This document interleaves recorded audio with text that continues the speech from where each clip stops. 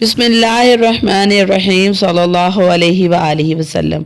अस्सलामु अलैकुम वरहमतुल्लाहि वबरकातुहू। सलातुत तस्बीह 4 रकात नमाज होती है। ये नमाज रसूलुल्लाह सल्लल्लाहु अलैहि वसल्लम ने अपने चचा हज़रत अब्बास रज़ी अल्लाह ताला अन्हो को बतौर तोहफा अतिया सिखाई थी।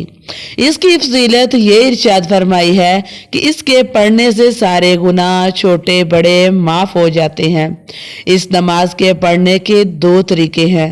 सलातुत तस्बीह का पहला तरीका ये है कि 4 रकात सलात तस्बीह की नियत बांधकर पहली रकत में खड़े होकर सना, ताउज़, तस्मिया, सूरत फातिहा और कोई सूरत पढ़ने के बाद रकू में जाने से पहले 15 मरतबा ये तस्बीह पढ़ें, सुबहानल्लाहि वल्हम्दुलिल्लाहि वला इलाहा इल्लल्लाहु वल्लाहु अकबर।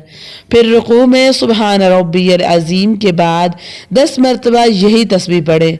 फिर कौमा में समी अल्लाहु लिमन हमिदा रब्बना लकल हम्द के बाद 10 मरतबा तस्बीह पढ़ें।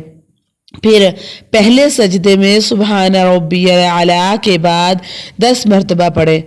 फिर पहले सजदे से उठकर जलसा में 10 मरतबा। फिर दूसरे सजदे में सुबहान रब्बियल आला के बाद 10 मरतबा तस्बीह पढ़े। फिर दूसरे सजदे से उठते हुए अल्लाहु अकबर कहकर बैठ जाए और 10 मरतबा तस्बीह पढ़े। फिर बगैर अल्लाहु अकबर कहे दूसरी रकत के लिए खड़े हो जाए।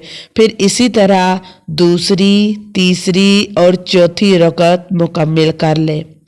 दूसरी और चौथी रकत के कायदा में पहले 10 मरतबा तस्बीह पढ़ें और फिर अत्तहियात पढ़ें।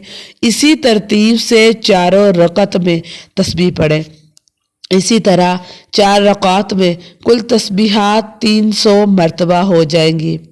सलातुत तस्बीह का दूसरा तरीका ये है कि पहली रकत में खड़े होकर सना के बाद 15 मरतबा तस्बीह पढ़े। फिर ताउज़, तस्मिया, सूरत फातिहा और कोई सूरत पढ़कर रकू में जाने से पहले 10 मरतबा ये तस्बीह पढ़े।